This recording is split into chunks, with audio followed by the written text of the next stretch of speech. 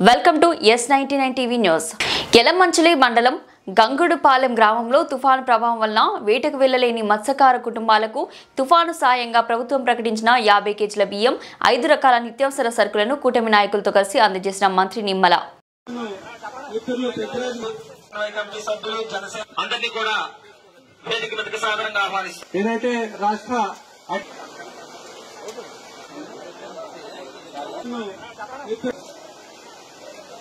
దిండిలో function ఉంది, దిండి కాడికి వెళ్తాం.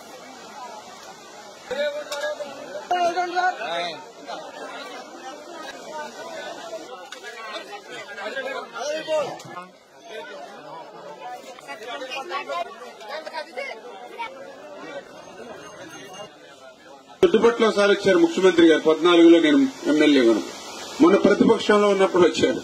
అంటే ఇట్లా పనిచేసేటువంటి ముఖ్యమంత్రి చంద్రబాబు నాయుడు మీకు కష్టం వస్తే పరిగెత్తుకొని వచ్చాడు. ఇంత లోతు బురదలో నడిచి తిరిగారు లక్ష్మీపాలెం. అంటే పనిచేసే ప్రభుత్వాన్ని ఆలోచించండి, దయవుంచి ఇవన్నీ అర్థం చేసుకోండి.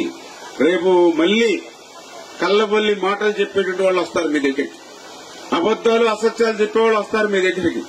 5 సంవత్సరాలు ఏమీ చేయలేదు కానీ ఏదో అబద్దాలు అసత్యాలు పట్టుకుని వస్తారు. నమ్మపోకూడదు అటువంటి వాళ్ళు. వాళ్ళకు కూడా 5 సంవత్సరాలు మా గురించి పట్టిన వాళ్ళు ఈ రోజు మాతో మీకు పని ఏంటని చెప్పేటువంటి పరిస్థితి ఉండాలి.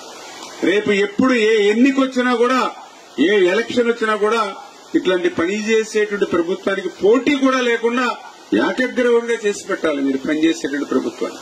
అప్పుడు మాకు కూడా ఇంకా అభిమానం పెరుగుతుంది. అరే పోటీ లేకుండా మన తెలుగుదేశం, జనసేన, బీజేపీ కూటమి ప్రభుత్వాన్ని ఏకగ్రీవంగా గంగడపాలెం వాళ్ళు ఎలక్ట్ చేశారు, గంగడపాలెం రుణం తెచ్చుకోవాలని మాకు కూడా ఇంకా అభిమానం పెరుగుతుంది, ఇంకా పనిచేయాలనే కసి పెరుగుతుంది.